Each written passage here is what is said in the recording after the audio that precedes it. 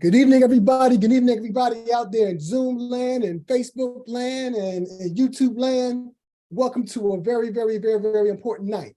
My name is Brother Damon Warren, and I'm the founder of P.E.A.C.E. which stands for Please Educate All Children Equally. Tonight, you're in for very, very important messages, but also for a great treat. I have these brothers right here, all from different walks of life, all having one common bond, many common bonds, to be honest with you. But the one thing, we are all men. So tonight's topic on Manhood Mondays, we're going to talk about going from boys to men, manhood, masculinity, and mentoring. My name is Brother Damon Warren, once again, founder of P.E.A.C.E. Tonight's episode is being sponsored by EQ over IQ equals a better you, meaning that you can't do anything unless your emotional quotient is together. We have some very, very dope brothers tonight. I'm gonna let them introduce themselves to you. We're gonna start with brother right here, Brother Julian. Good evening, everyone. I am Julian Graham. I'm also proud to say I'm the young boy of Brother Damon Warren. Coached me my freshman year in high school. And so all these years later, still been attached to this great brother. So, and I'm born and raised in Southwest Philly. Born and product of John Bartram High School, and here I am. Thanks for coming tonight, Brother Julian. Also, Brother Lawrence. Good evening, brothers. Lawrence Price. I am the president of the 100 Black Men in Philadelphia chapter. I'm also the owner of AmiChem Insurance Group. We specialize in Medicare and healthcare. Welcome tonight, Brother Lawrence. Brother Nelly. Well, thank you. Good evening, everyone. So my name is Nelly Bryant. You know, that's the name I go by. I'm an educator. I'm a man of many things. Most of all, a man. So I'm glad and I'm proud to, proud to be a guest on this show. So I appreciate you, good brother. Thank you. Thank you, good brother. Thanks for coming out tonight.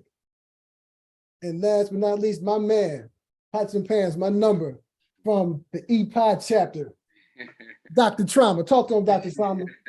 Good evening, family. My name is Dr. Curtis Collins. I'm the principal of the Elwyn Davidson School in Media, Pennsylvania. Also, education consultant of resiliency.com, and also the author of A Principal's Mission in Designing Trauma-Informed Care Schools. It's an honor and a pleasure to be with you this evening.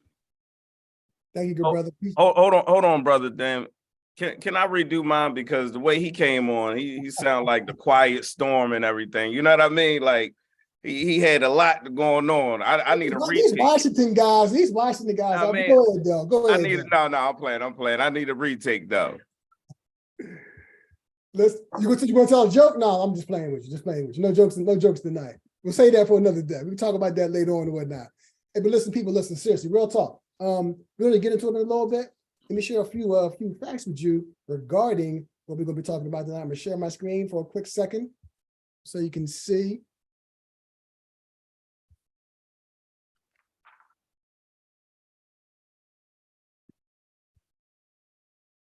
Okay, this is everybody's, bio. In case you're at mess, you just chiming in right now. You can see what everybody's doing, what they have done.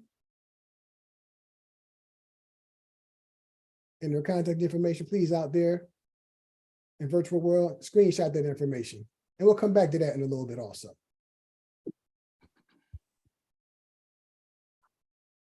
So some basic definitions. Manhood is the state or period of being a man rather than a child. Masculinity, qualities or attributes regarded as characteristics of men or boys. Let's sit there for a minute. I'm gonna stop sharing my screen because sometimes people listen to the term manhood, but then also masculinity, and there might be some confusion around that. So before we get in deep into the questions and whatnot, I'm putting this out there to the panel. Manhood versus masculinity. Speak to that for a second, brothers. Anybody take that?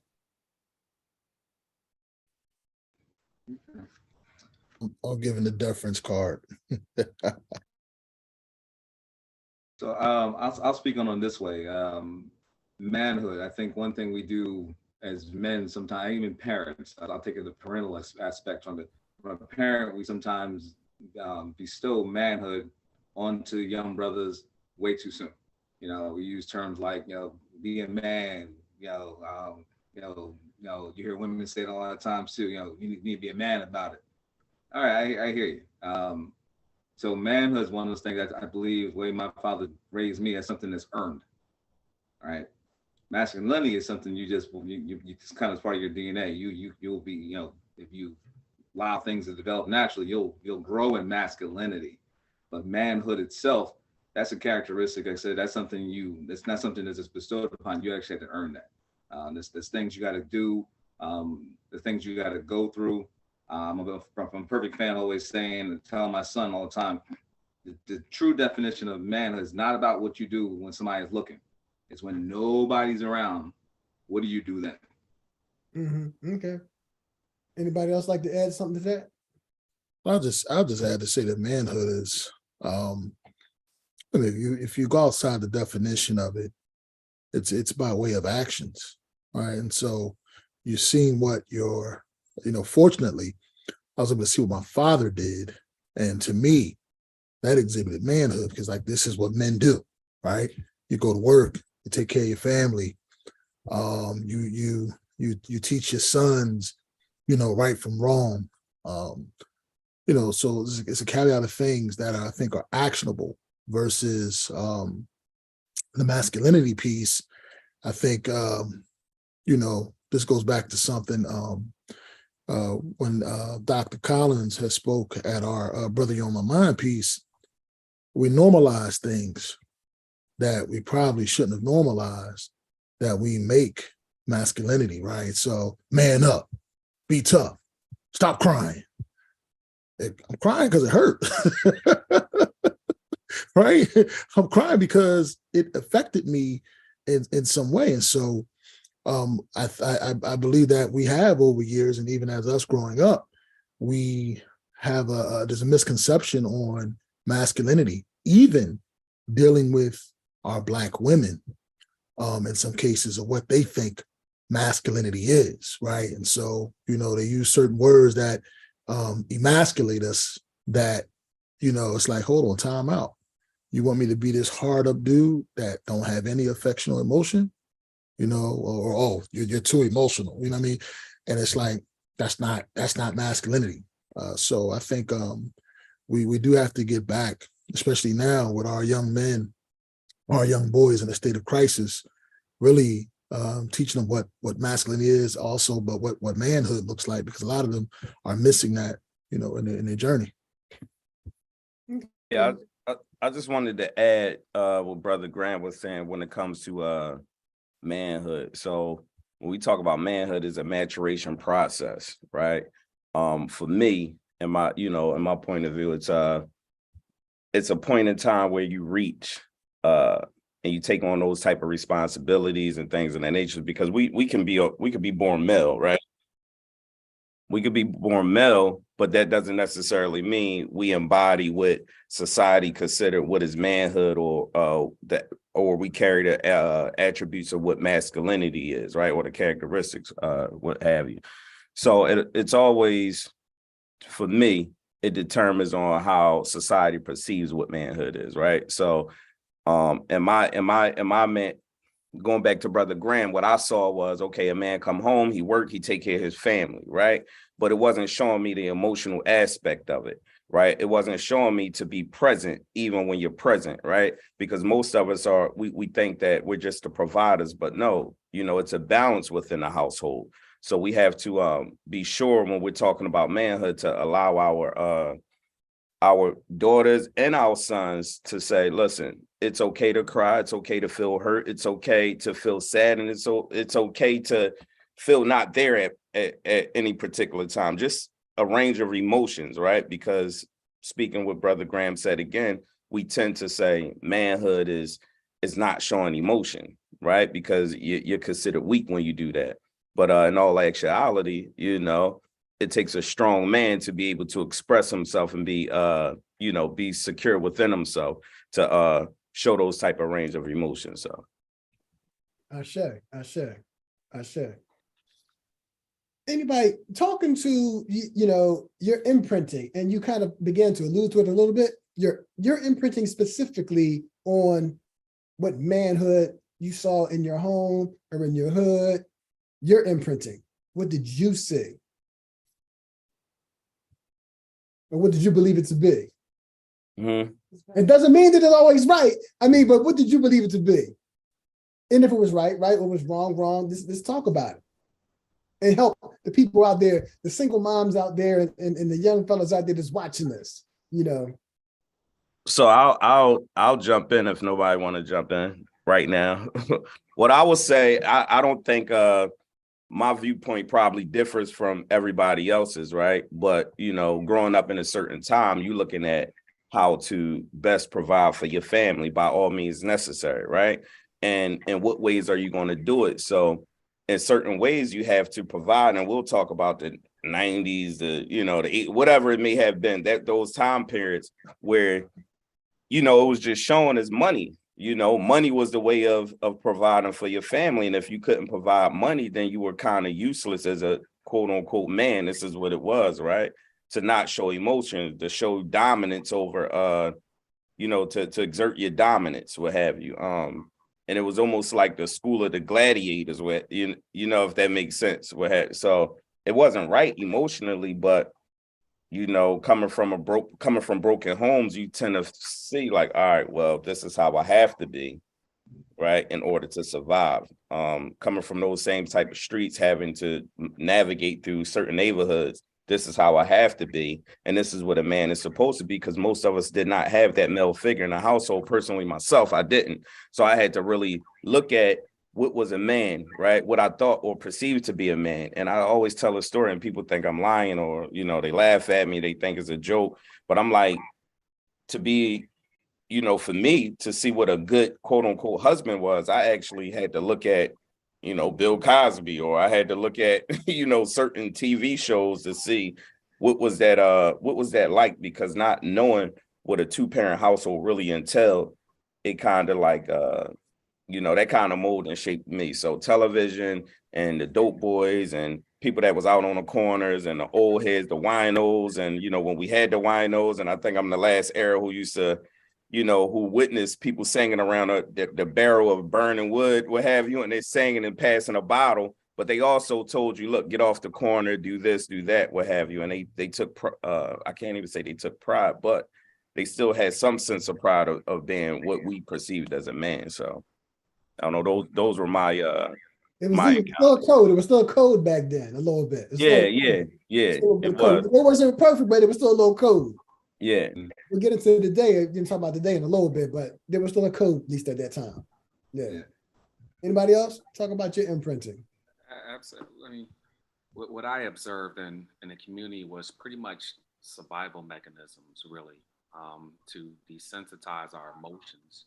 But now that I'm older, I understand it was all for survival.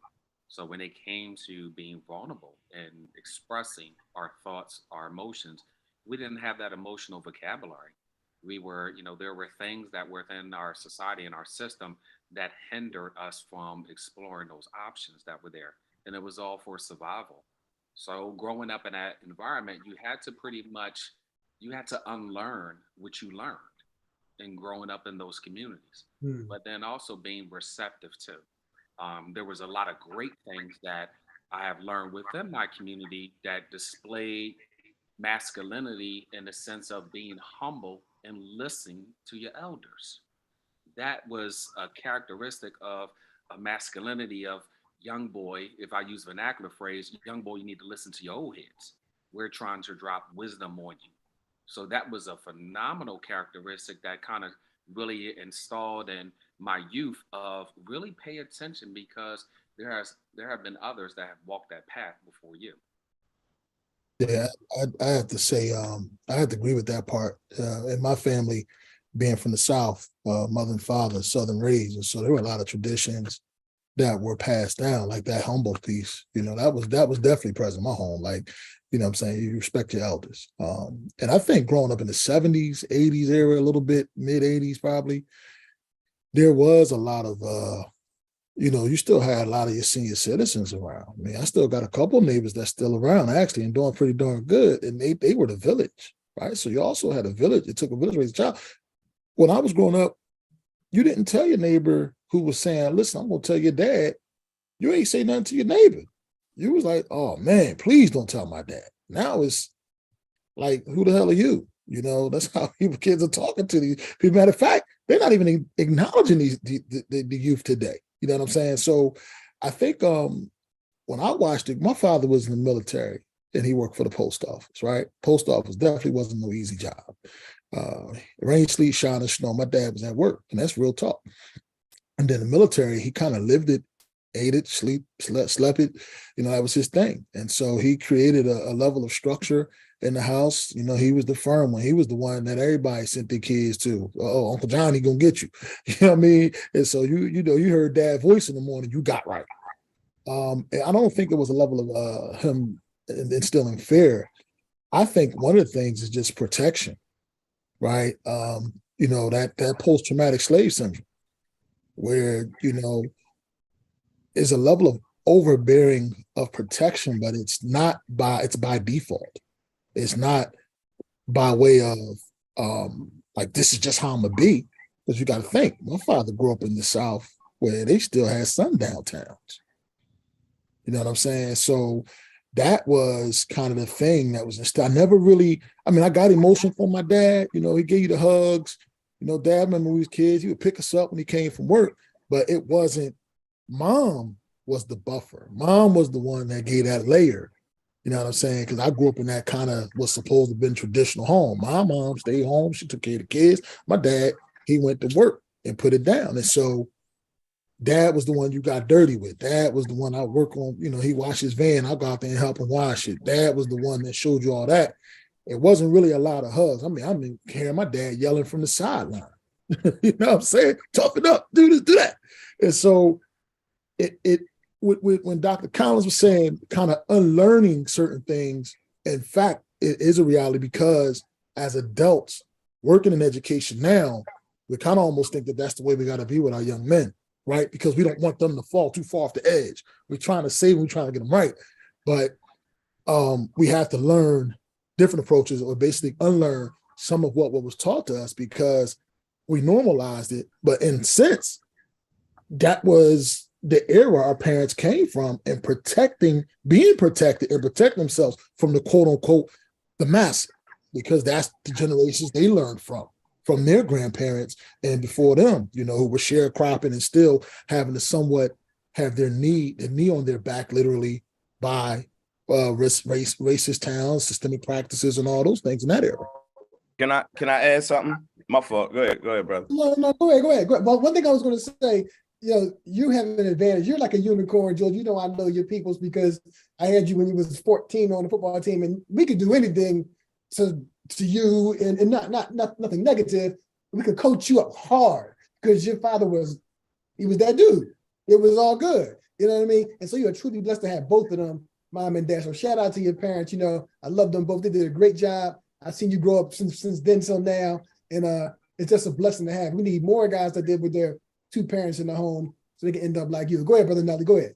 Yeah, I think I wanted to touch on what Brother Graham was just speaking on. He alluded to his dad washing a car and bringing him out, right? Bringing him out, washing a car, and those little things is really, it's almost like a training, right? So I remember living in various places and living with various people and understanding like, okay, you got to work for your keep, right? You got to work, what have you. And that was the mindset. Okay, it's hard work, hard labor. We got to grind. We have to do what we have to do. However, I do want to implement this thought because a coworker of mine said this. He said, be the person that you needed when you were young, right? So Brother Graham also touched on him not understanding, or not saying understanding, excuse me, but him not remembering his dad constantly giving him hugs and being more affectious. I think our young guys are missing that. I think our young women are missing that, right? I think we're growing up in a state of anger right now. Both parties are angered. angry, what have you. They're angry because they don't have that male figure, right? Then they're angry because they're feeling abandoned, right? I want to give a little an example, and maybe it's a little out there, but let's talk about the coach Deion Sanders situation, right? I was just speaking to my brother about it. I said, listen, I wish he would have stayed, and I kind of understand whatever may be your personal journey. However, what you've done was it really affected a lot of young men because they looked at tape. They went to that college specifically because of you. You reminded them of them, right? You reminded them of whatever it was supposed to be. You was a great representation, right, of who they wanted to be like. And when you left abruptly, it was almost like back to the point where, all right, another N-word abandoned me. You see what I'm saying? So it's almost like this anger situation, like, all right, well, F this dude, because in our society, Black men are known, and this is what it is, or the agenda is pushed to say, we're leaving them. You know, we're leaving them, whatever it may be, we're abandoning them. So that sense of abandonment is real within the Black community because a lot of us felt abandoned by not just our fathers, but our mothers as well, and by the village as well. So now you have this tug of war situation where you're like, oh, these young guys don't listen, but you're not really trying to reach back. I work in a school system and I really know how to get to them. You don't have anything to offer them. If we coming in suits and you're just preaching to them, you know, that's not nothing they're used to, what have you. They're like, you're not coming from where I'm coming from, because their perception is you already made it.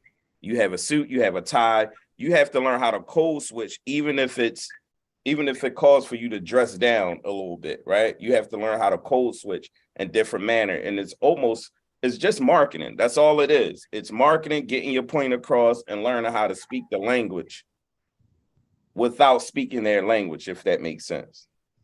So you don't have to curse. You don't have to use the ya means or the other jargons, but you can still get through them. And I'm very successful when it comes to that. So, and I know a lot of brothers that's successful when it comes to that, but to have that representation there is very important, you know, so.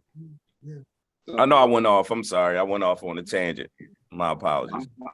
You good. I'll tie in pretty much everything these brothers said. So I was blessed to have a 2-parent household. Both my parents grinded. That's the reason why I grind the way I do now. My mom worked, she worked in the hospital system. She typically worked second or third shift. So she wasn't home when I got home from school. My dad was there. So that was kind of a blessing. I didn't realize it until I got older. My dad was the one who taught me how to cook. My dad was the one who taught me how to sew. My dad was the one who taught me how to wash clothes. My mom wasn't there. So the emotional portion, for as much as my mom could provide when she was there, because the time, like I said, working third shift, she would come home and she'd be asleep. But I respected her grind, you know. And what I learned as I got older, I appreciated my father's reaction to her grind. Because even when I was in college, my mom worked up in the Poconos for like a couple of years, starting up Mount Poconos whole entire phlebotomy center area. My dad was still out here in Philly, but he would go up there on the weekends and mad support for her. And I was like, and that was their dynamic. So what I was appreciated from, like I said, I'm a 70s baby. So it was but I had uncles, you know, who kind of wilding out. I had some aunts who was kind of wilding out. So, and then my neighborhood was changing when my parents was like, yo, it's time to be out. You know, you started having you started having the gangs start coming in there, you know. So right as my neighborhood West Philly was changing, I had a chance to take all that in. And I guess that's probably like I said, you don't understand it then, but just kind of that blessing behind it. I had a chance to see the good, the bad, and the ugly.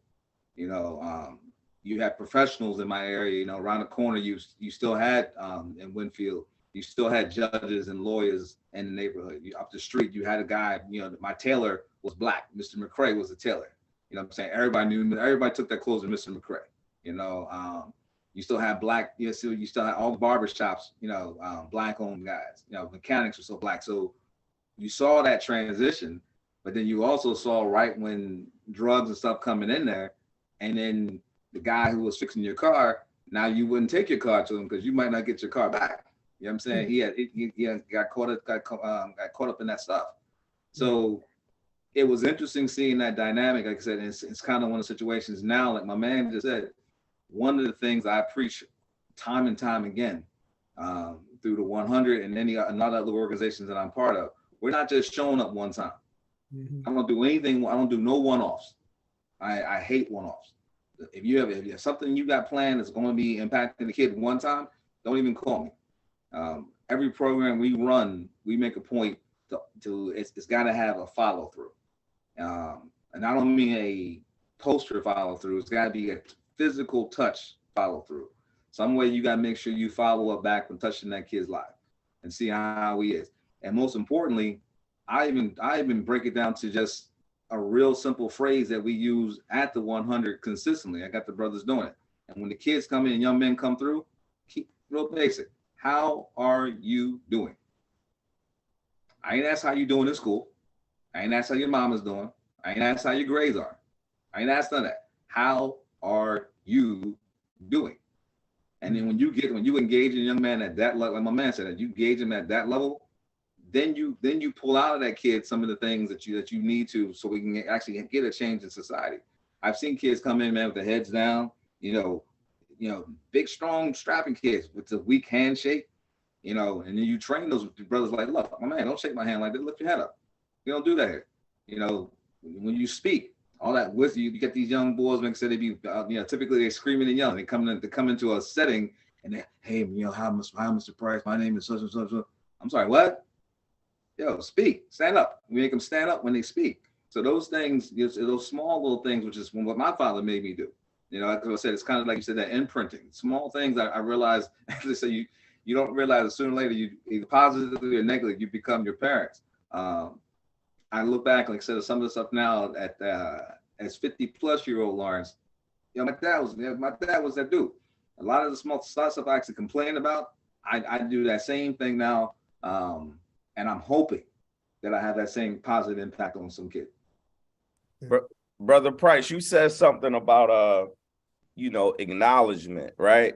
And I think that's key, because even in the school system, most people are scared of our Black males, now our Black females, right? And, they're looking at the size and they're looking at that potential aggressiveness, right? But if you come from where they come from, they'll still respect you, right? And if you walk with a certain way, they'll still respect you. Now, you have to understand not to walk that fine line of being a friend, right? Because most of us are trying to be friends and relate. No, you have to understand and be where you are, right? And still accept them and learn how to mold them. And it's almost like that teaching thing, meet them where they are, right? You meeting them where they are, you talking the verbiage, what have you. They come up to me and they'll tell me, yo, such and such, I was with this girl. And I'm like, oh, no. I know daggone well you done read enough books at this age to supplement another word. Oh, my fault, and then we keep it going, right?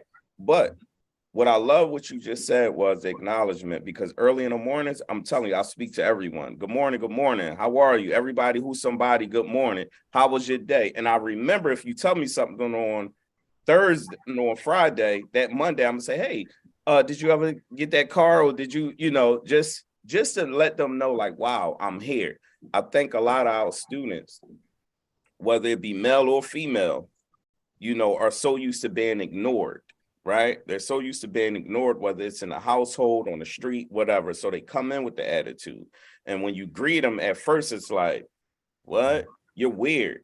But you have to understand, okay, cool. I'm at a certain age. It doesn't even matter to me, right? I'm going to continue to do this. And I have multiple examples, but I'll use two. One example, this young girl, a few young girls, they'll come in, Philly face, I call it, Philly girl face, always with the lip poked out and what, you crazy, like, one of them. But I said, look, I'm going to make you smile. I promise you I'll make you smile. That made her smile. And now I'm like, oh, look, everybody, she mad. She's like, all right, Mr. Such and such, you drawn, whatever. But now they're used to that, right? And then when they come around, it's like, I did a little social experiment. I stopped doing it for a day. And then it's like, oh, mister, you didn't speak to me the way you normally speak to me. even the ones who come in with the attitudes, you didn't speak to me the way that you used to speak to me. So now it's like, yeah, you have to be that constant thing in their lives, because most of it, we spend 7 hours with them, 7 to 8 hours with them. So we are that constant figure in their lives, right? Whether we know it or not. And they're looking forward to us because we're not the ones that's ignoring them. So whether it be negative behavior or positive behavior, they just want a reaction, right? They want to be seen. So we have to understand it then, and then we have to realize the blessing we have, because we're amongst 1,800, 2,200, 700, whatever it may be, 500 students that we can potentially mold. But what do we have to offer? You know what I mean? So now we have to understand, what do we have to offer? And that's our duty to say, you know what, I'm gonna put this extra time in without neglecting our other children, our biological children, because we don't want our biological children to become one of them, because we're pouring too much into other children, you know? So that's the task with men, I feel. That's our task, and that's our what you call it, our I'm at a loss of words, but you understand what I'm saying. That's just our dilemma, or whatever, our challenges, if you will, you know. So yeah, I mean, we're here, you know. I see a bunch of black men, beautiful black men, raising and being there for beautiful black children. So I don't even want to keep pushing that narrative that we need to be in here, because it's the coaches, it's the custodians, it's the school aides, it's everyone who gets overlooked, right?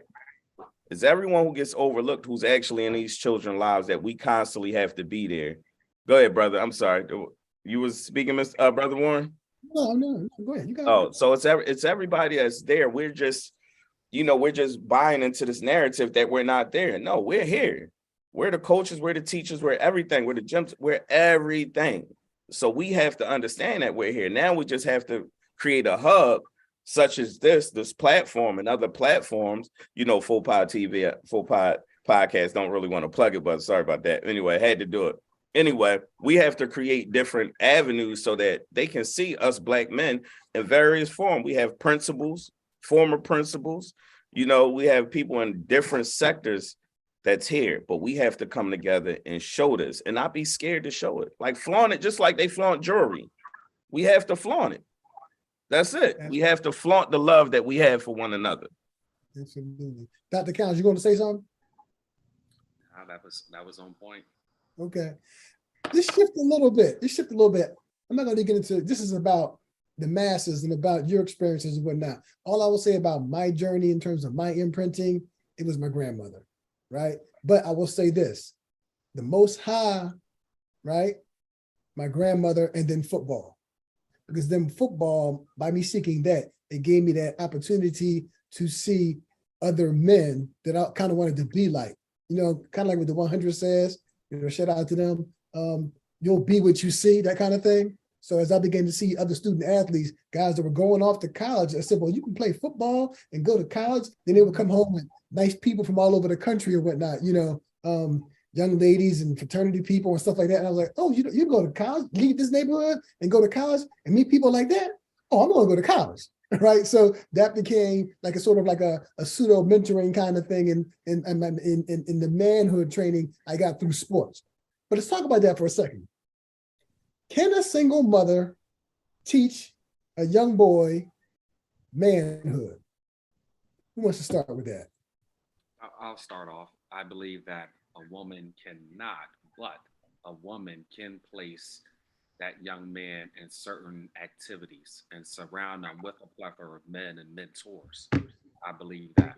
I think that there are some characteristics, case in point, like accountability, that is just parallel with some of the characteristics of masculinity that a mother, can teach. But I believe, my opinion, that she cannot, that individual cannot. But our mothers and women have been put in positions to play that role, and they did a phenomenal job, and we thank them. Yeah. I second that. I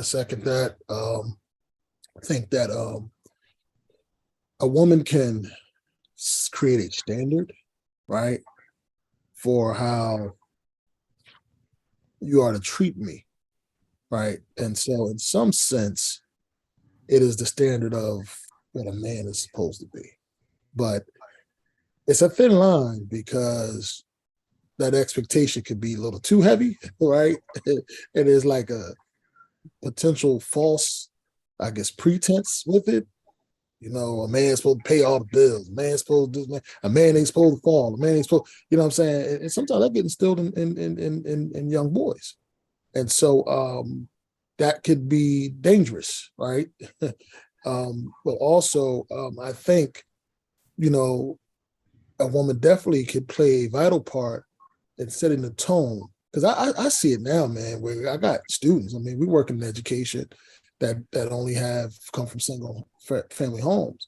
And these youngins now, they putting their hands on girls. They calling girls out their name crazy. They telling girls to hand them a fair one. Give me a mix. I'm like, what? What are we doing here? And you know, it's like it's mind boggling to me. And I'm like, then I see how some of them are actually treating their mothers now. I would have never thought to cross the line to talk crazy to my mom, calling my mom, bruh. What? So it's dangerous because we also have those mothers by default who are very overprotective of their sons, right? And I guess they think they teach them something, but they're scared to lose their sons to these streets. I had a mother clean cold cuss me out. And all I'm doing is calling about your son and him being wrong. And you don't want nobody talking to your son. Oh, time out. Well, that's not going to happen on my watch. Because my responsibility as an educator is to address your son. As a Black man, I'm going to address your son. But I broke the layers on her. And when I broke it down, it was her fear of losing her son. Mm. So there's a dynamic there, man, where it can be very dangerous if not balanced right. If you know those uncles don't come into play, you know, the big cousins come into play and kind of add some things to it. But yeah, like Dr. Collins said, man, I believe, you know, we thank the mothers for what they have done and what they do. But again, that manhood piece is by way of a man, thus it being called manhood. And it's not just because you're a man, you're going to deliver manhood, because every man doesn't understand manhood. Yeah. But mainly like kind of what you said, just because you have masculine traits doesn't mean you have manhood, right? And that there's the convolution of the two words. Just because you're masculine, you have masculine traits, doesn't mean you have manhood. I believe Brother Lawrence said earlier in terms of having those traits and so on and so forth. One of y'all said that. I think it was you to say that, talking about the traits and whatnot. But we all know this. Just because you have masculine traits doesn't automatically mean you're going to be a man for these children, a man for yourself, a man for your community, and so on and so forth. You were saying something, Brother Nelly? Yeah, so I wanted to kind of hone in on what Brother Graham was saying. You know, I make sure that the way I walk, the way I speak, the way my mannerisms, right? Because everyone on this platform in some form are educators, right? In a way, right? So we are educators, actually. And we know as educators, we have to model, right? So again, I said something earlier. I said, be the person who you needed when you were young, right? I've noticed, so to get back to the question, can a woman raise a man or to teach him how to be a man? I don't think so, right? Because at a certain age, and I'm just speaking from experience, I've been wanting to see another man. Like, how can I maneuver? How can I move? Oh, I need to move this way, because we need to have that representation out there, right? Now, mom could, to Brother Collins, point, she could teach integrity and accountability, right? She can even teach how to be empathetic to in certain ways, right? But at some point, you have to have that representation of what it is to be masculine, as what it is to be a man, right? The ways of a man. And I was blessed because although I didn't have the traditional setting, it taught me, okay, cool. You know, let's just use this example. This one guy, he was like really on drugs, heavy, right? But what I saw was him come home, give his wife most of his paycheck and then go blow the next on blow, right? Or whatever it was that he had to do. What it taught me was I was able to at 15, 13 or 15 to say, okay, cool, you do what you do, but make sure you take care of family first. But that was my representation of it. You understand what I'm saying? So that's not to say that that was the right way, but that's how I learned, right? I learned through certain coaches. Okay, maybe at Washington, when I had all white coaches, I wasn't really receptive. But when I had this black coach at Washington, I was more receptive to say, okay, cool, I want to listen to him because this is somebody who could be like my dad if I knew who he was. You see what I'm saying? So it has to be somebody that represents who you are, that you could take interest in, that you'll find that they'll take interest in you. When it comes to the males inside of the school, you do have a lot of them with those motherly ways, you know, the vindictive ways, the motherly way. Look, I don't care. She hit me first. You know, we just don't have code anymore, you know, and there's certain things that we have to instill. And once I start teaching or talking to them, they're receptive, because guess what? No one talks to them. They got beards, they big, but they're all babies. You know, again, we're constantly ignoring them. And I want to throw in a dynamic of, you know, and I kept speaking about it. You know, there's nothing wrong with other races or ethnicities teaching ours, right? We just have to understand how much buy-in do they have when they're teaching us, right? Because do they see themselves in us when they're teaching us? Because I know the students don't see themselves in them who are teaching them, because I hear it all the time. So they're more receptive to come to me or someone who look like them in order to get that guidance. Not to say that there's, you know, not to say that there's anything wrong with other ethnicities teaching content. It's just that, is it relatable to those who they're teaching?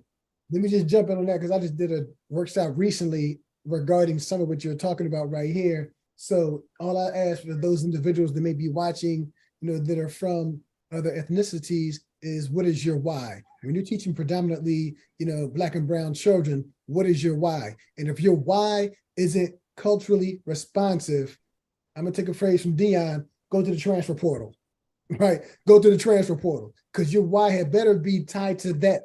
You can have all the content knowledge in the world, but if you're teaching Black and brown babies, you also have to have a level of cultural competence to really truly be effective and grasp and also connect with those children. That part is a fact. So it doesn't matter unless you don't have that why. If you're just there, you don't have that why, you're gonna do more harm than good. And history speaks to that part. So I just want to add that part right there to it.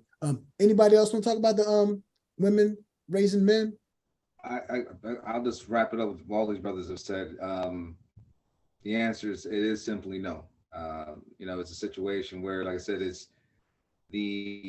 I'll say it this way: the structure and content of what we need to be as men. Yes, my mother taught me recognition. Like my man said, my mother is the only reason why I even can express empathy, because my dad did not. So for that, yes, because those are components as I've gotten older, as being a man, that are important. But as far as the true dynamic of what we have to be, as Brother Nelly was just saying, the things that we have to be and what we have to show the next generation, no, they cannot. Because the reality is, what we go through, they don't go through. You know, so as I mentioned to you, brothers, like I said, I work on a bunch of different fronts, you know, campaigns and everything else. So, you know, right now, you know, the forefront of most of the Democratic political party is Black females. They're out there killing it. You know, one of the projects I'm working on right now is actually the gap in young Black males, the ages between 25 and 42, who aren't even registered to vote, not even engaged in the system. That's going to engage in them whether they like it or not. You know, have no clue. But Brother Lawrence, age, they're doing it. Yes, Brother Lawrence. Yes. I'm sorry, because I wanted to get into this as well. Is it the fact that they have no clue, they have no interest because they don't understand, or it's just that they're like, look, I'm not worrying about it? Because I speak to a lot of students as well, and I talk about the power in politics, what politics really mean, right? It's all about power, the shift in power. So when we if no one is actually telling them and having those conversations, it's so crazy. And I'm sorry to interrupt what you were saying, but it's so crazy that I can grab 7 to 15 students on a fly and we start speaking about power structure and things and what politics is really meant for and how organization can really help you move forward when you have an agenda and a goal. And they're like, well, how come they don't teach us this in school? And then it's just a different conversation that we have, right? And you smiling because you know, right? Yeah. So that's it. We connect with experience. Yeah. He said it. As a Black man, if I could deliver my experience as a Black man and say, absolutely, this is what I've gone through. This is what my father's gone through. This is what voting has allotted or created a lane for, right? And, you're able to deliver your experience based on that, in that power shift and things. And so you got to understand there's a dynamic, right? Racism exists, right? But there is a dynamic in power between Black men and Black women, even politically. You look at how some Black women, or most, are even in education. Look at the system, right? The design. Another topic, brother. That's, ain't gonna touch that. No. Let's get into this topic. But what he was saying, when you talk about Black male and Black masculinity, there was always a plan to emasculate the Black man. Oh, absolutely. I was just joking about the Black women education. Yeah, that's the top. But I'm saying there was always a plan to emasculate the Black man. Period. It's written. Absolutely. It's in the books. It's history, right? And so when you say, why wasn't certain things taught? It wasn't taught because the most deadliest thing that a Black man could possess was education. Brother Graham. Education led to power. So when you're able to teach them that dynamic from your experience as a Black man. Yes. So to your point, so I'm watching this show and it's off topic, but it's on topic. It's called, sorry, Brother Warren. I know I'm going off. I apologize, but sometimes this is what I do. I can't be structured. We're good. All right. So I'm watching this thing called Prison yesterday, right? This movie. And I'm like, yo, what the hell? So it's Terrence Howard. It's a few other guys, Hugh Jackman or whatever their names is, right? I'm not sure if you guys saw this movie. But I'm looking at the dynamic of their 2 daughters being abducted, what have you, right? Speaking to your point of emasculating, right? And I'm looking at the way that this white man is like going to the extreme to protect and get his daughter back, right? Then you look at Terrence Howard and he's crying, he's docile, and he's like, so my point is this: he who controls the media controls the narrative. I always say this, right? When we're talking about the Black male and the Black female, and I know we're talking about the power structure and the power dynamics, if you ever listen to the Love and Hip Hops or just anything, the small Black business grants for Black women, you never just see nothing for just Black males that's just being promoted, right? When you're looking at that, it's always something to level up the Black woman so that the Black man can still feel, this is my opinion, so let me just say that, so that we can feel like divided, right? So I don't need you, right? But then I'm mad because you're not there when I need protection, right? So it's always this little conflict between us two. And I don't really see any other ethnicity or any race that goes through that. What I wanted to say to that educational piece is very important for us to connect with our Black males and our Black females, because I can't keep excluding these Black females, because they need Black males as well, because they need to see how males are supposed to treat women, right? And if they're not getting it in the household, then they need to see it up under that roof where we're all at one point, right? So case in point, it goes as far as me interacting with a Black female teacher or any female teacher with respect, right? But also demand the respect. So I spoke about it a couple of minutes ago when I talked about walking and talking and dressing and just being present, right? It's how we walk. We walk erect. We're not walking with our head down because that's a sign of insecurity and weakness, right? We speak to be heard, right? Because that's what a man is. We speak to be heard. And guess what? We kind of leave the emotion out, and we do leave the emotion out when it's goal driven, right? We try not to say, we try not to put too much emotion in it when it's goal driven or goal oriented. So for me, I think modeling who we wanted within our lives at a certain point when we didn't have. So let me just say that to myself, because I'm hearing you brothers and I'm like, damn, I'm the only one that felt like I never had anybody, but understanding how I had to maneuver through life. So I think it's a unique experience for these young gentlemen and young females to see that these people on different platforms, different levels, coming together, sharing experiences, and still wanting the greater good for them, right? And going to scold them and not just give them what they want, which is that instant gratification, telling them no. Sure. When it's time to tell them no and sticking to it. Yeah. So my next point that we already kind of started on anyway was how do we, because let's go back to race, for example. It's like race was a social construct that was created to basically create superiority and inferiority in society, and classism and all types of isms in between, racism and so on and so forth and whatnot. But we, as men from the African diaspora, have probably been the most marginalized group of people throughout the history of time since we came through the transatlantic slave trade.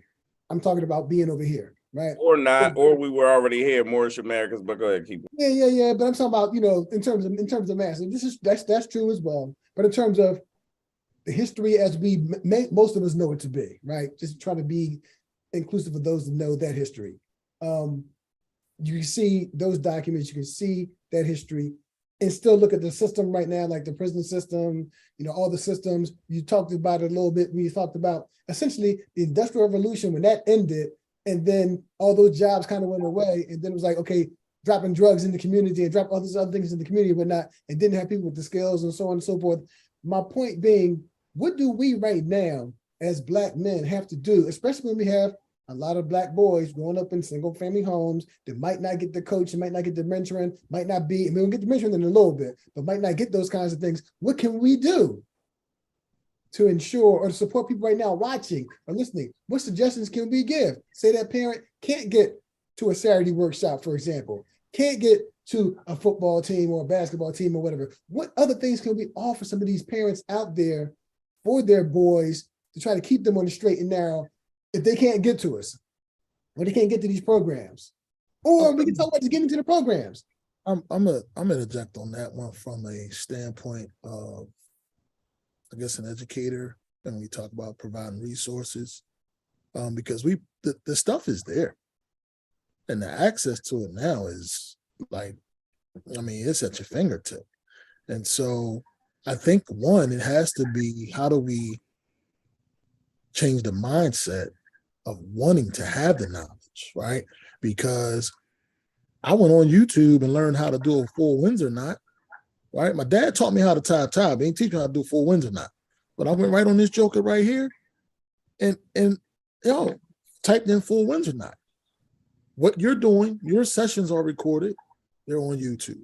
If I want to go listen to Les Brown, if I want to go listen to Eric Thomas, if I want to go look up anything about ancient Kemet, if I want to go look up about the Moors, all that stuff is on YouTube. It is there. The content is there. So people have to want and earn for that knowledge. The problem is, like Brother Nelly said, is who controls the narrative, right? So if I get the mind, the body gonna follow. So what the youngins going to? You go to STV Philly, you see what they doing. They want to do the drill thing. They want to talk about, the ops and all that other stuff. That's what's going on. And our unfortunately, I said this today to a parent, that their parents are in an era now where they're fighting against social media. They're fighting against other media outlets, right? And our youth think that it's corny to articulate like us Black men are articulating, to be on the straight and narrow, go to class, get your education, get your work turned in. That's corny. I told a student today, I said, well, I guess I was the corniest boy in high school. I take it. If that's what, if being corny saves your life, helps you get knowledge, and makes you successful, then be corny. But they don't understand that, because now they also got a word that they use loosely, which is friend. Right? What is it? Friend. Friend? Friend. They call it, oh, that's my friend. That's my friend. So they don't even understand the definition of a friend. Right? And so, so what does that mean to them? To them, that's just somebody they're associated with. That they just know. They ain't even know. Graham, I can't second that though, but okay, I hear you. Because their friends aren't influencing them on a grand scale to do the right thing. Your friend, my friends, Raheem Stevenson, Kenyon Meeks, Tariq Ross, Kamal Seawright. I can name the list on. All those brothers who grew up in the hood, they're educated, same connection to me. Some didn't even have their fathers in their life, right? Or had a two-parent home. And we didn't encourage them to do the wrong thing. We're not saying we were perfect, but we wasn't going out here killing nobody. But we also were brought up in a different era. So again, if you're going to market to a certain demographic, then you have to understand how to market. Like you're not going to market how McDonald's marketed in 1980, right? Then they understood, let me put some hip hop beats behind it, right? Because now I need a different demographic. So I hear what you're talking about your personal friends now, but we're in a different age bracket, right? But so when you can't change the definition of friend. However you promote it. Yes. The definition of friend. I hear you. Your definition may differ from theirs. It's all about perspective, because a friend can also mean family to them. Because to be neglected, and I'm talking personally, right? So to be neglected and not wanted, or feeling not wanted, and just feeling like you're floating in the air, you're going to latch on to whomever that's actually showing you some type of love, whether that be, look, I'm going to show you some type of attention. This is where we get in those gangs now, right? This is where we get in those, I just did it because my man did it now. And they don't use friend really. They use, that's my man. That's my man right there. You know what I'm saying? But you know, being a man of Omega Psi Phi function essentially. So what does it take to be a friend? Yeah, but we're talking on a different level, because give me a second, brother. I'm sorry. Listen, we're talking on a mature grown man level, but we're actually asking these 16-year-olds to think like we're thinking on a grown mature level. Because at 19 or 20, I'm gonna be honest with you, even that friendship, and we know what we went through and how we had to learn politics, it wasn't the way that we expected it. We just had to learn how to maneuver, because we come through a certain era too, that understand deference, that understand respect, you know. And now most people think respect is if I scream at you. No, if you talking to me, you trying to play me, you're disrespecting me, right? And it's not like I'm trying to impart knowledge on you. So I even have to, like Colonel West says, code switch. I have to know how to speak to you, right? I even have to know how to have my mannerisms, because you're not brought up in a household with an old school male, a 70-year-old, you know, from the 70s, what have you, right? Because we're different. We understand this. These new kids don't understand it, because their moms are born in 1993, 1990, right? They were brought up in the 2000s, and this is the same era. And I'm sorry, y'all, I don't mean to like really speak too extensively. What you're saying is you need a hook. Yeah, so when you say marketing, you need a hook. You need a hook. You need a hook. And we can't expect these kids to think like we think. We have to understand that life evolves, right? We just have to get with the program and learn how to maneuver, and keeping our old traditional ways, right? And trying to insert them with the time that's now, right? To see what fits, because our old traditional ways may not maneuver now. Like, come on, the cursive, people don't even write in cursive no more. So they texting LOL. It's LMK. What the hell is LMK? Let me know. But if you're not a part of that system, then you don't know. You spoke about a system. We have to create a system. Well, I agree with a lot of what you're saying. But what I'm saying is that you also, while you're giving them that definition, you have to teach them. Because if we don't teach them that, right, I'm not expecting them to know it. That's one thing I don't do. I don't expect them to know it because they come up with their own definitions. Like you said, they got their own language, right? But it is key for me to teach them this, because if they continue to go down the wrong path with what they assume or think the definition of a friend is, how many kids we done? I buried 6 kids, probably I buried a kid, I think, every year since I've worked in public education. So what's your approach though, Brother Graham, as to teach? So my approach to them is explaining to them what a friend is versus what is associated to somebody you just knew. When mom be like on the meetings, mom be like, they don't even know him, like they just met him this year. Well, school started in August. So how you know what I mean? And now I get the kids to explain to me what your definition of a friend is. Yeah, but a month for them is like 5 years for us, remember. So a month of friendship for them is 5 years for us. I don't take it away from them, but we have to create a level of caution so that they're aware in how they develop their relationships. Yeah, I just think that, and nothing that you're saying to me is like I'm disagreeing. I just think like knowing like how I'm maneuvering right now through all of these students who may have wars with other students, and I'm able to connect. It's how we model and how we articulate our message, right? And are we using the jargons and infused with what we know, right? Because we have to come up with the time, like, quote unquote, we used to be like, yo, boy was busting on me, so I got mad, right? And now he was doing what? Pause, right? Now they saying they bidding on you, right? So it's languages that they're switching. I'm just being honest with you. So we have to know how to communicate with these youngins, and not just males, because again, I don't want to keep saying males because I'm saying these females are more aggressive than males right now, right? So when I talk, that's true, but that's another topic, because our topic is from boys to men. Okay, yeah, you're right. You're right. You're right. About the boys to men. So you're right. Let me get into this right here. This one part right here when it comes to mentoring, because a lot of other things, and because I don't want to take all your time tonight. We could talk about this all night long. We really could. But I want to also get into the mentoring piece right here. And traditionally, there are 3 different types of mentoring, one-to-one mentoring, distance mentoring, and also group mentoring. And I've had the pleasure of being involved with all. And more specifically, even about a year or so ago before the pandemic, I was the chairperson of mentoring for the 100 Black Men in Philadelphia. So since I now have the new, shout out to Brother Lawrence Price as the new president of that organization, going to turn it around, do great things for the organization. But let's get into that a little bit. Let's talk about mentoring, what you guys are doing right now, what you plan to do in the future, and anyone else jump into as well. Go ahead, Brother Lawrence. All right. So for, like you said, right now it's really like kind of combining everything you great brothers have said tonight. One thing first to my president, I don't believe in one-offs. So we have a regular, and I believe in a holistic approach with kind of combination with Brother Nelly and Brother Graham was saying. So our Saturday morning leadership, we actually break up the kids in multiple groups by age, because once again, you're dealing with emotional intelligence, right? So you break them up into groups. You engage those kids with 1 or 2 mentors with each group of young males.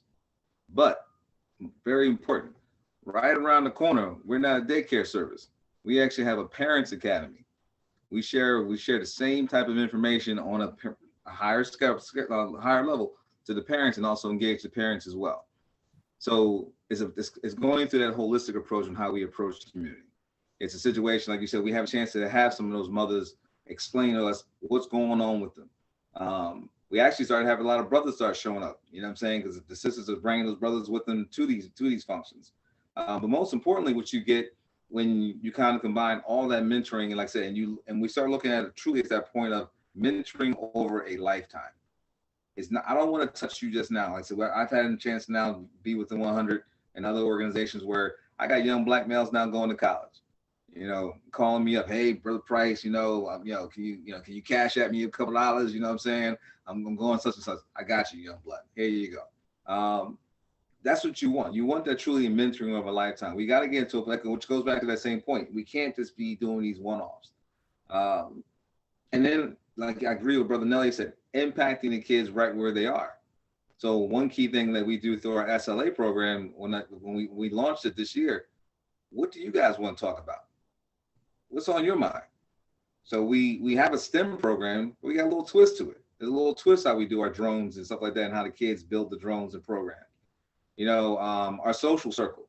It's a little twist how we do a little social circle. You know what I'm saying? So everything is kind of like what Brother Graham said, what Brother Nelly said is it's combining the past, respect to the past with a reflection to the future.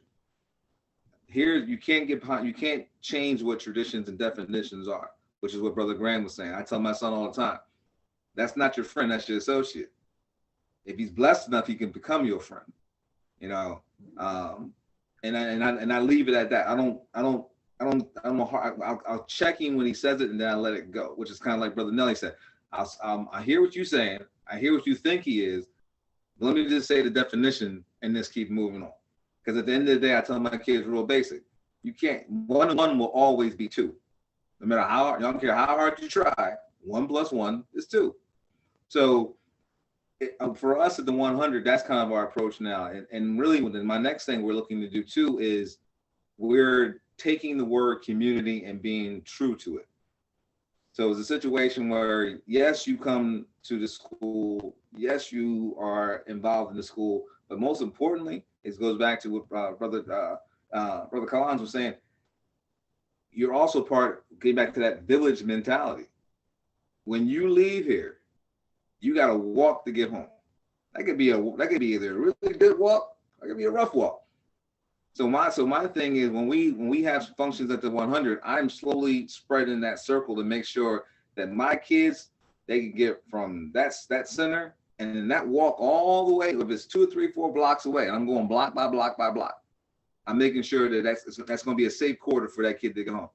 Everybody understands when that kid's going home, who he represents, who he's protected by, who loves him, who's paying attention to him, who truly sees him for what he is and what he's going to be.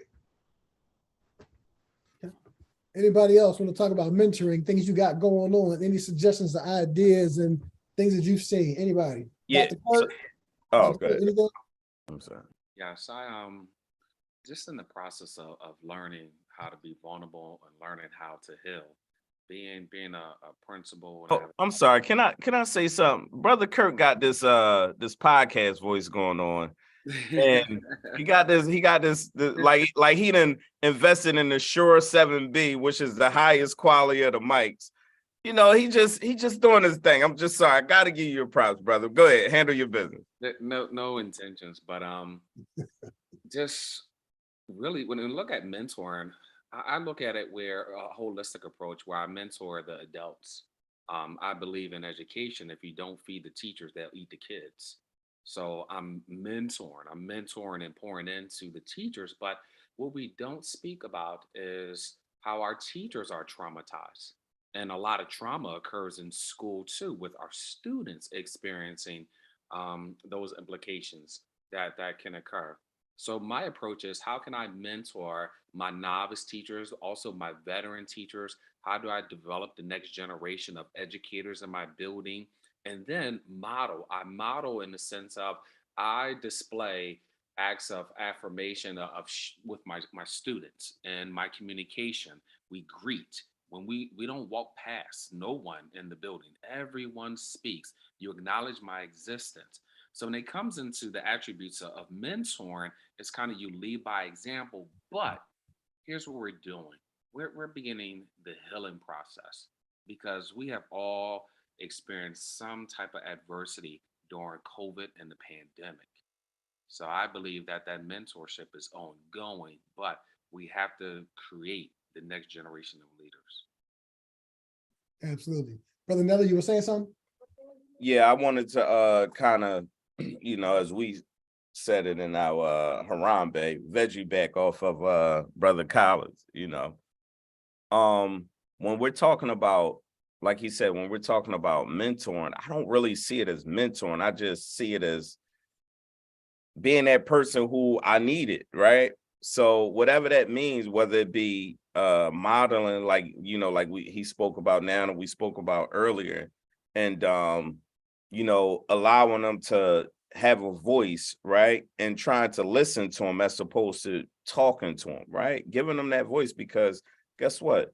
When they go home, everyone talk at them. They're not listening to them, right? Even with my son now, and I'm like, listen, no, tell me, what was you talking about? So when you say never mind, no. I want you to finish your thought, because I appreciate you for even coming up with this thought. So finish this thought, right? So I think we have to show that appreciation to them. Even the word thank you, right? I appreciate it. Thanks a lot, right? I'll go so far as, take the hoodie off. Thanks a lot. I appreciate you, right? Good morning, right? Being acknowledged. And just treating them like human beings, and not just, oh, because you're here and I said so. No, just because I said so. I mean, just because I'm a teacher or an educator doesn't mean I'm right. And what I impart on all of my students is, this is an institution of learning. No one knows more than anybody else, because he who knows more is a fool, right? He who knows everything is a fool. That's what I meant to say. He who knows everything is a fool, because you never stop learning, right? So when I say certain things to them, they're looking like, oh, okay, cool. So now they can drop knowledge on me. And even if I know it, I act like I don't. Oh, thank you. I appreciate that. I'm gonna look into it. So now it's a reciprocation type thing. Like, now we're just sharing knowledge, what have you, right?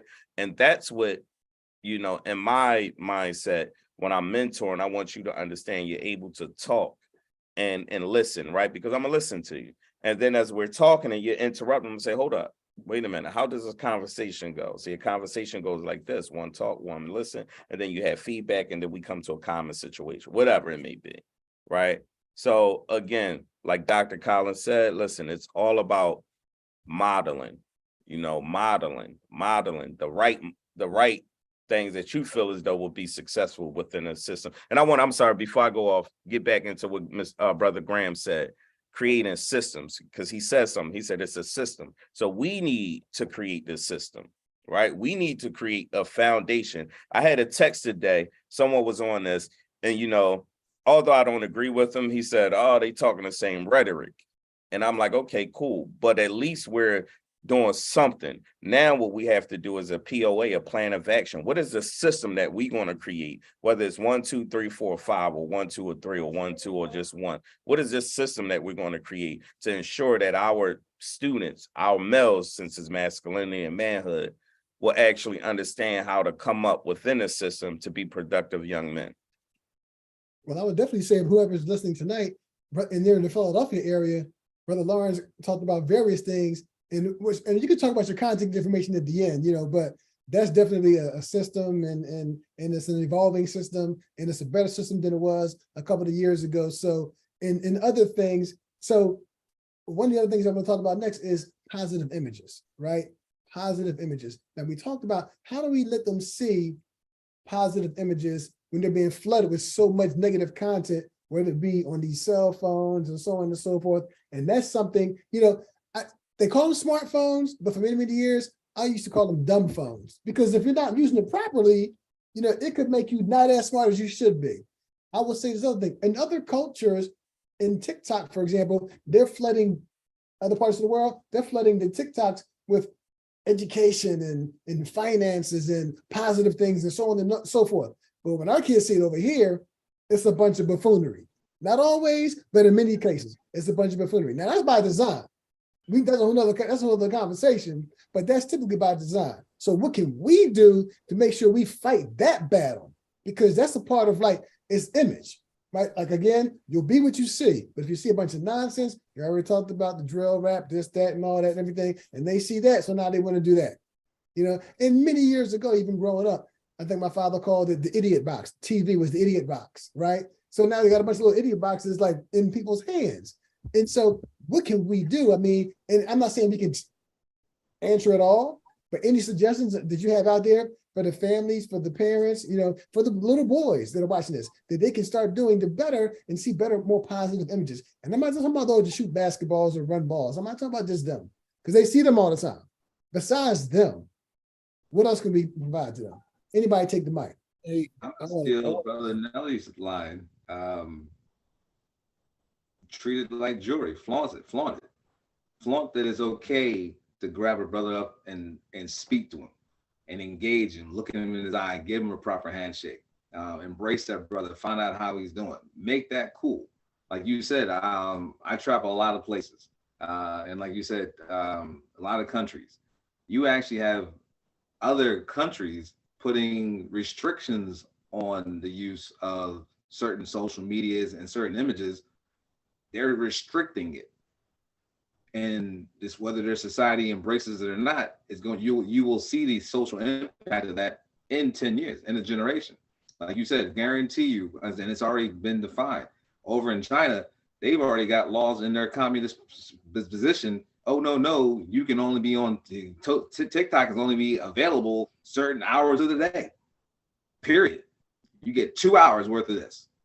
You know, you get 2 hours to be on online playing games. Like it's already built into their culture. Those kids, and once again, in a generation, you will see the difference. You see the same thing in India. That stuff is already restricted. So a lot of the stuff, I'm not looking at going into, to a communist way, but I love what my brother said earlier. That's the thing behind it. It's what I like I said, the strict motto that we use at the 100, I truly embrace. What they see is what they'll be. Mentoring over a lifetime. And then I was down, like I said, down at the leadership summit, real men given real time. You got to make that cool, and how you make that cool, like we said, this whole conversation, you keep showing up, and you keep engaging. You like you said, you create that model, you create that pattern in that kid's mind where it's like, yo, I know when that kid might left his home one way, right? But between the time he got from his house to the time he gets to that SLA, he knows Brother Price is going to see him and he's going to ask me how I'm doing. He's going to be in my face. He's going to embrace me. He's going to be concerned. He's going to care. I know he's going to ask me something about my day. It's built into him. So when you make it, then what you'll see over time is I've seen those same kids start to embrace other kids, and their grades improve, and they become socially active, and then they turn around and say, we got kids now who are blessed enough who are coming back to our program and are mentoring the next generation. But I agree with, like I said, I think that's the best thing. The only way we change this is, like you said, part of that messaging is if you make it seem cool and okay, that's what they'll do. If you make it seem like it's, it's something you do every now and then, or when you feel like it, then they're going to do that too. Man, I'm gonna tell you this, bro. One of the best things we've done at South Philadelphia High School is use the yonder pouches. And I'm telling you, I thought it was going to be a crazy fight. And Dr. Collins, we talked about this, right? We talked about that drug coming off that dopamine, bro. It's real deal. I never really paid attention to the addictive nature of a cell phone. Even us as adults, right? I never paid attention to it. I just didn't. And when we had those yonder pouches, man, and we sat out there, and the best part about it was that the principal was out there supporting it, right? She collecting the phones. And I'm seeing kids crying. I'm seeing kids turn around and go home. Oh, I ain't turning my phone. To the point now it's become normalized. And I'm watching the students engage each other in conversation at lunch. Better classroom performance. Students not texting so-and-so to meet me at such and such spot. My hallways are like, I'm seeing the effects of this thing, right? And so even to the point where I got students that don't even come and collect their phones at the end of the day, because if their pouch get damaged, they lose it, we just hold their phone in the main office. And so some are not even coming to get their phones. I'm like, hold up, time out. This student, they left their phones? Yeah, I ain't worried about it. I get it. I'm like, huh? So I think one is consistency has to be key. The parents, and I'm not saying that all aren't doing it, but some aren't creating boundaries, and some are kind of well, that's my way of my relationship with my student or with my child, right? I get them this $1,300 cell phone, and I don't have no problems with them. Some of them don't get the phones and hit them up themselves and put restrictions on them and put codes in that they can do. Because a lot of them say, this is mainly for my child to get in touch with me after they leave school or when they leave in the morning. I hear them say it all the time. Now, should they be able to do certain things on their phone? Most certainly. But guess what? How many of them go to Khan Academy to figure out how to do that math? And it's right there at your fingertips. I wish I had Khan Academy, right? Because I hated algebra, but couldn't do the algebra to save my life. But right here, you got Khan Academy that breaks down every level of math content. So I think the exposure, the consistency, I don't know if it's anything that we can do, particularly because we don't necessarily control those systems. We control certain systems, like Dr. Collins, he's a principal where he's at, right? He can create that system and say, listen, no cell phones come in this building, or your cell phones have to be turned in, or the cell phones got to be on, right?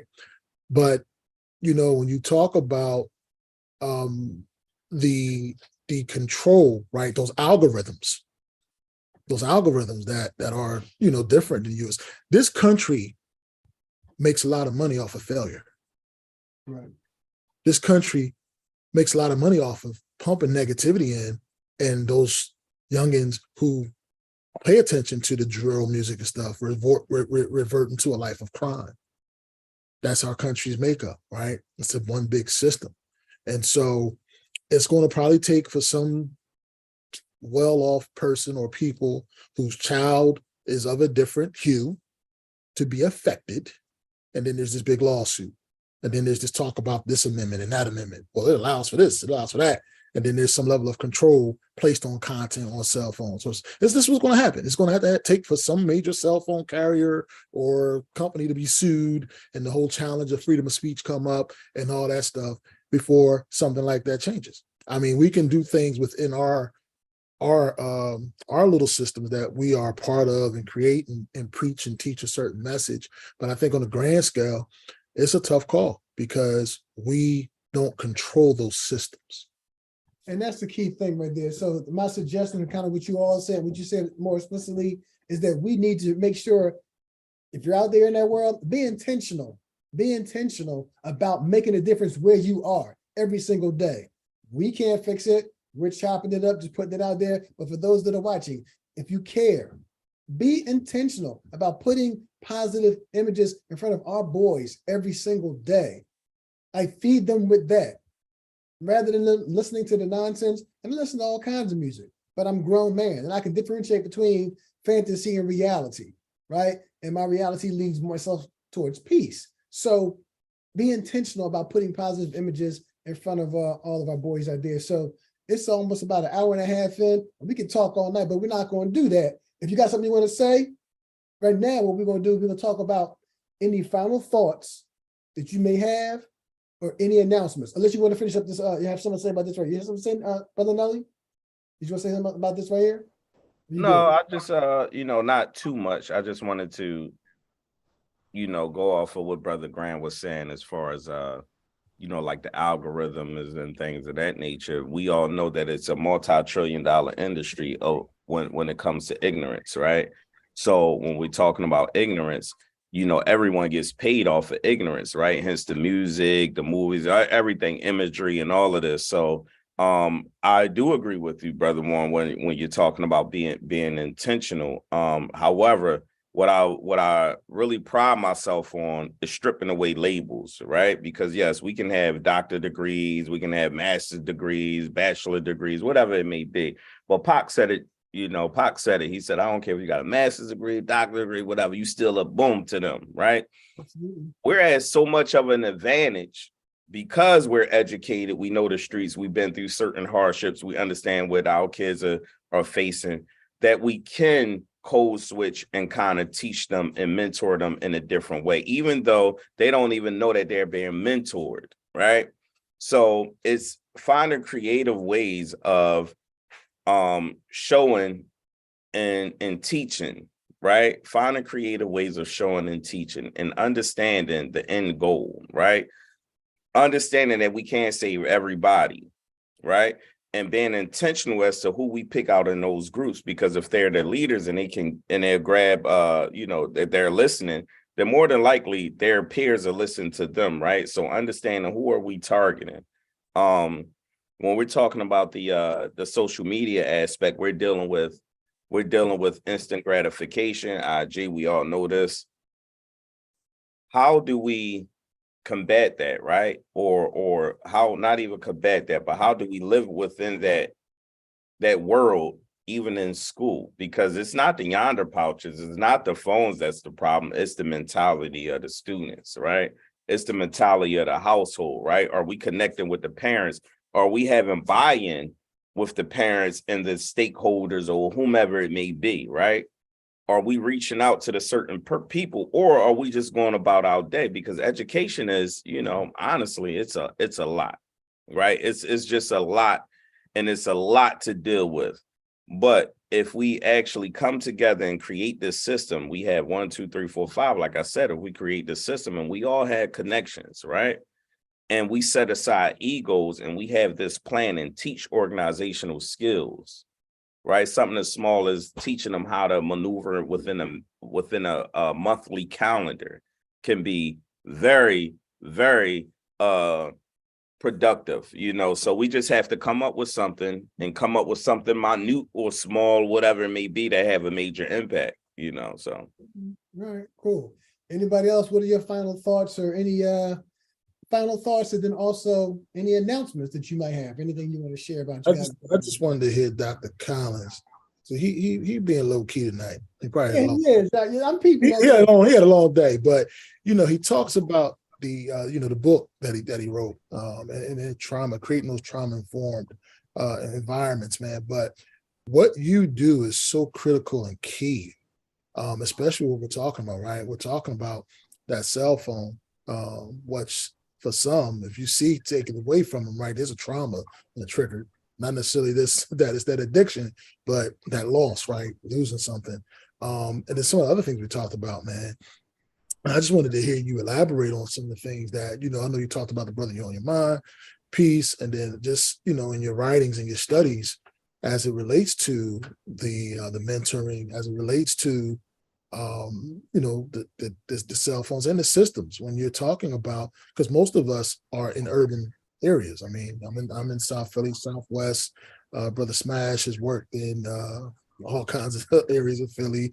Price, you're doing 100 men, so you're doing areas of Philly. Nelly, same thing. And so, if you could elaborate, brother, just want to give some of your thoughts, because I know you're in deep thought. You probably would have taken notes. Hook us up, man. Hook us up.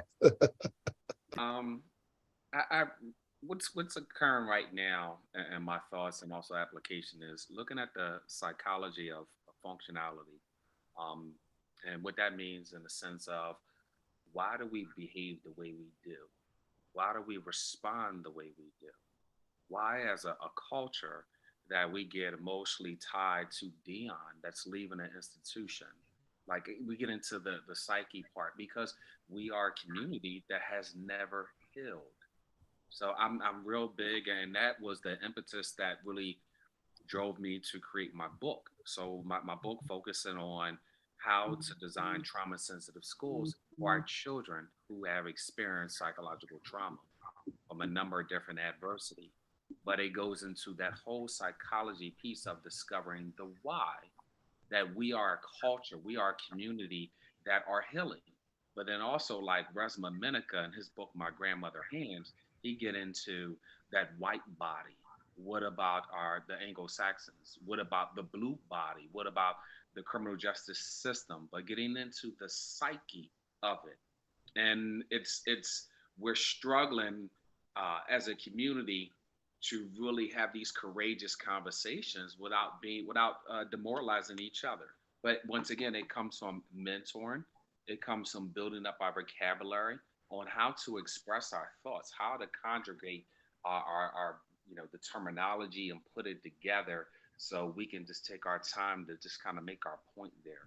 So what I'm big on right now is the psychology of everything, because kind of touched upon with Dion, it hurts because Jackie Robinson reflected back and said, wow, I might have made a mistake. Being the first, so called first, to integrate baseball for the culture, for the culture. If you look at it today, does it really represent the culture? And did integration hurt us in a sense of, because we had our black owned businesses, our black owned teams, and we're asking to be a coach on their team instead of the ownership that's there. But then you have the individuals that are privileging from those athletes and saying, "Well, what's wrong?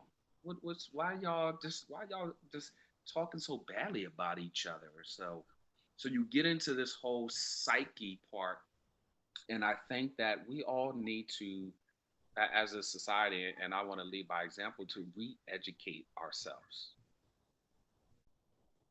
Hey, I had another thing too. I wanted to ask you about your take on culturally responsive leadership, right? Which not even seems over the last couple of years, especially the pandemic, has been such a big push. And what's your thoughts on that? Because I would assume it kind of came from the disproportionality of how mainly Black people and Brown were affected by the pandemic, right? But also, I mean, this is, the disproportionality is nothing that hasn't been going on. It's been going on for ages, for centuries, right? And so, what is your thoughts about the culturally responsive leadership now as we're addressing the trauma, as we're addressing manhood, masculinity, and things of that nature, especially in our communities and school settings?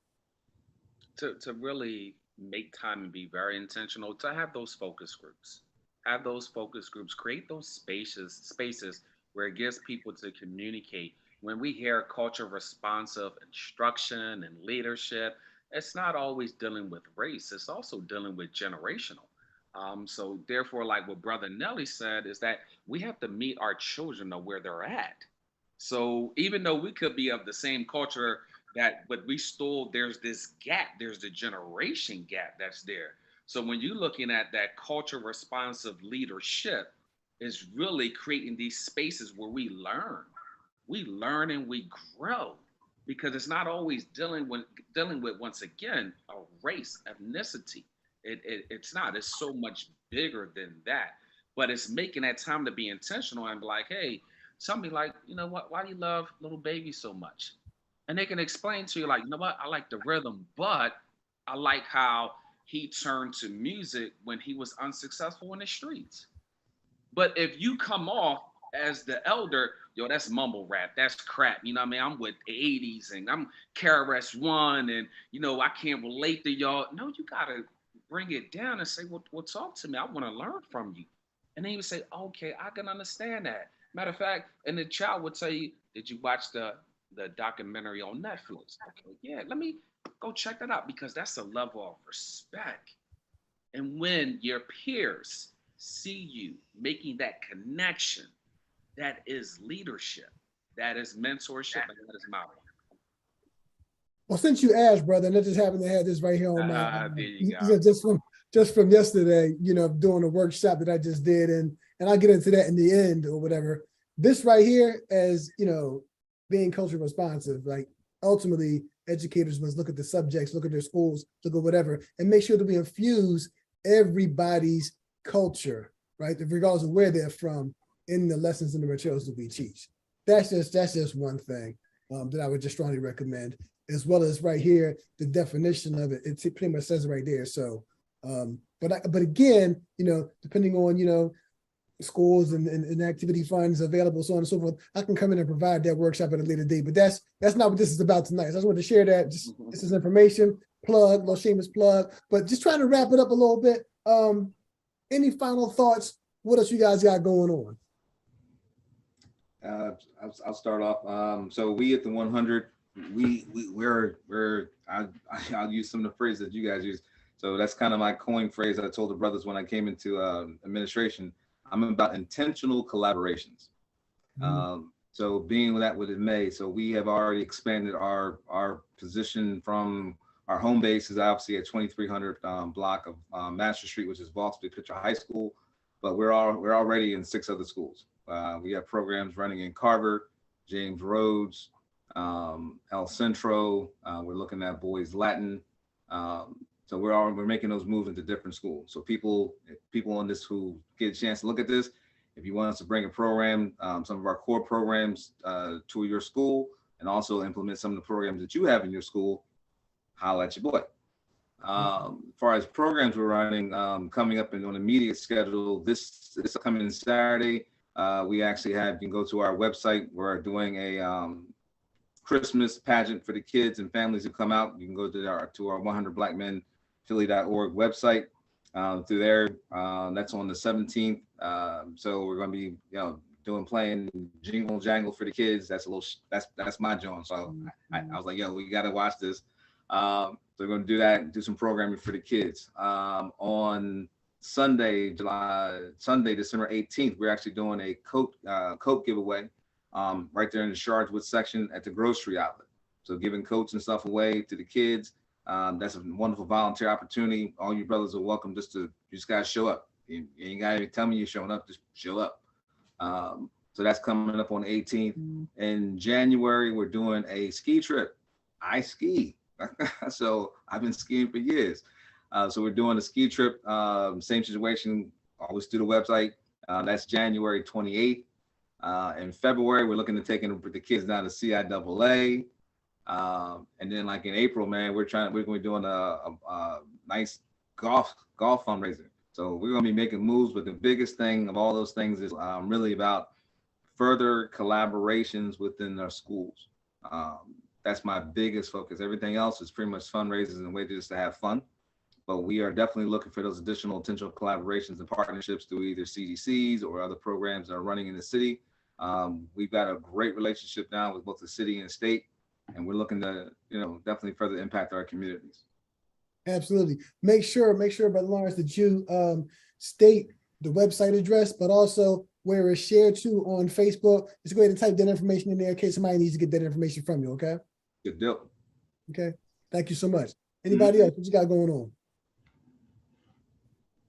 on?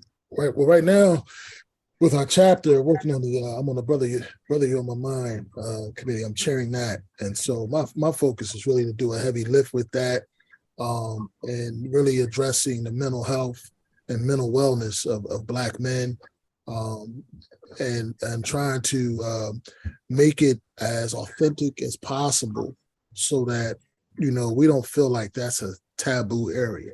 As we know, as Black men, and it's just in the Black community, we got a lot of medical mistrust. We think that seeking therapy or seeking some type of level of help is an issue or a problem. That means something wrong with you.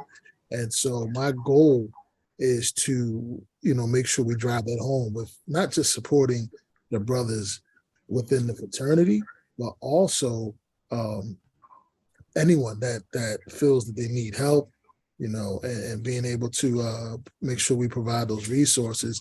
And then another piece is just being part of the Black Male Think Tank, where we are looking at issues of equity or inequity rather, and some systems things within the schools or within the systems, and just addressing those things and bringing light to them, and just trying to create a space where brothers are able to the fail-safe space. You know what I'm saying? So you're able to communicate, you're able to talk about what you're going through, what you're dealing with, and that's one of the biggest pieces, along with just what I continuously do in education for our youth, for all of our youth, no matter what where they come from. Me, I go to homes, so I'm just trying to make sure they have access to the resources that they need to be successful, and that's one of my pushes. So I don't really have any solid dates because I'm waiting on someone to get back to me, but I know how to put it out there to all of you. I had the next event I'm working on is called the Barbershop Talk, where I'm actually going to go live from a barbershop talking about mental health and in the Black community, and some various subtopics, so that people can know that we're there and know that the access is there. Nice. Appreciate you, brother. Anybody else? What you got going? Well, so myself, of course, I'm an educator. I also have a clothing line called Walking Royalty Apparel. It's a mindset. I think, therefore I am. It's beyond clothing. I also speak to the youth, what have you. also just constantly encouraging, because I just truly believe the earth is my turf. So I'm not set in one situation, right? I'm not set in one sector of the city nor state, what have you. So however I can link up with individuals who's kind of aligned with the common goal, that's where I'm at. So also I have the podcast every Thursday, called People's Honest Opinion. So it's called Full Pod. So People's Honest Opinion. That's why I love this platform as well. Thank you for inviting me. But where we just talk about, things that we normally talk about, and we're just putting it on that platform, and also having those POAs and plan of action, like such as today, like, Brother Lawrence spoke about what he done with 100 Black men. I had an experience where I attempted to do 100 Black men speak, right? So that was a learned experience. It's not a failed experience, but to be quite honest with you, no matter what organizations I'm aligned with, I'm just moving off of energy and those who really want to make a difference. So I'm not worrying about titles or anything. I'm big on not worrying about titles. I'm big on action. So regardless of what organizations I'm aligned with, if you're not doing what I'm aligned with doing, meaning community service and other things of that nature, then guess what? I'm moving forward. So that's my thing, constantly being a beacon or trying to become a beacon, and just, leaving my carbon footprint, so whatever that may be. So if any of you guys need, or whatever you need, just make sure you reach out, because I'm available, and vice versa, once I need something, or if we can align or constantly connect with one another, just let me know, because I'm here. So thank you, Ken. Appreciate you. Dr. Callens. Yeah, absolutely. So I just wanted to share. Can I be able to share the screen? Absolutely. Let me give you control, because I'm gonna share it after you. Go right ahead. All right. I just want to kind of share a little bit, just the opportunity. Absolutely. If you're interested in just picking up my book, it just really talks about the why it's important to really make mental health a priority in our schools, but then also in our community. So this is a trauma-informed care training manual too, as well, that provides you step by step of how to provide professional development that focus on mental health, and then the healing process with our children in the school and community settings. So I just wanted to share that there. And in closing, awesome. When can I get my signature, man? I'm still missing my signature. It's kind of light, man. I need my signature in there, man. Yes. I got the pen. So I have to link up with you, beloved. And it's an honor and pleasure to listen to the brothers here share a wealth of knowledge. And thank you for this space. Absolutely. So I'm gonna share my screen real quick, just to share, because definitely, no doubt. So a couple of things I got going on right now, just doing workshops, different schools, specifically on culturally responsive teaching right now, but also down here in Delaware, helping out with emotional coaching for a couple of youth organizations. Just got some partnerships with some of them, got the merch going right now. EQ of IQ equals a better you. It's not just, merchandise, it's a movement and it's a message. You must know how to control yourself and your actions, interact with other people. It doesn't really matter how intelligent you are, right? Academically, intellectually, but you have to handle your emotions first and foremost, right? And mentoring, doing some stuff already, got some other stuff going on. Some of the things I'm doing right now, especially around emotional quotient circles. So stay tuned for some of that. And in terms of PDs and whatnot, like I said, ongoing, shout out to Hope Partnership Charter School, did an awesome workshop with them, and I'm looking to do some more. And here's my young fella right here, starting tackle at Stanford University, doing big things, highly emotionally intelligent and whatnot. But again, anybody wants to contact me, here's my website address right here. Please educate all children on equally.org. You can go there, you can order stuff, see what's going on. Just drop us a line, and we can build together and whatnot. What we got going on here, that's right. And get your merch. I just want to say I support, you know what I mean? So, and that's where it comes from. I support, and our youth need to see us supporting one another. Absolutely. You understand what I'm saying? Because it's too much. It's like, yeah, we could talk how we talk inside of the schools, but while we're on this platform, I like to talk the way that I talk, right?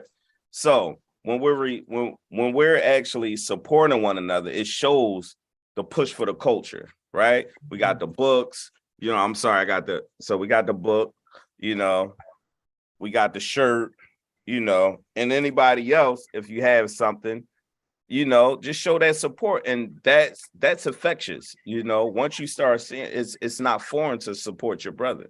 It's not foreign to support your sister, you know. So that's my push, you know. So I'm so excited to actually be on here, and I'm looking forward to working with you guys in all aspects. So and talk about your hood. I just bought a hoodie from you. Just looking forward to come. Hopefully I get it by Kwanzaa so I can rock. You'll get it. I appreciate it. I appreciate it. Thanks for putting me out there like that. But I promise you're gonna get it. So it's like a 2-week situation. So like I said, I have a crown on the torso. One of the reasons because of that, I call everybody king. And I also have the children actually switching up their vernaculars. Instead of calling each other niggas, they call each other king and queen now, right?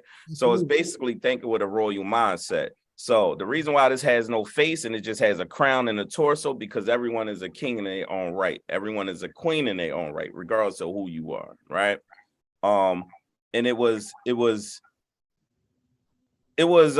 personal for me because I needed that, right? So I also had a keychains, I had multiple things, you know, just a lot of merch, but most of these things are called reminders, right? Because you are what you think you are. And sometimes, regardless of what they label you as, you have to remember, right? You have to label and call yourself whatever you want to be. So if you call yourself a king, that you are. You call yourself a queen, that you are. So you are what you say you are. If that makes sense. So we appreciate everybody tuning in tonight. Facebook land, Zoom land, YouTube land. Please tell your friends, share, like the YouTube page, get these brothers information and whatnot. Share this information. This information, when used properly, is power. All right. I appreciate you all, brothers, for coming out tonight. You know, root to the good cues. We can throw it up one time. You know what I mean? Root to the good cues, you know. Throw that up and listen, everybody, we appreciate you chiming in tonight, checking us out tonight. At peace, please educate all children equally. Brother, stay on for a second. I'm gonna be closing this down in one minute. All right, everyone, thank you for coming out. God bless you and good night.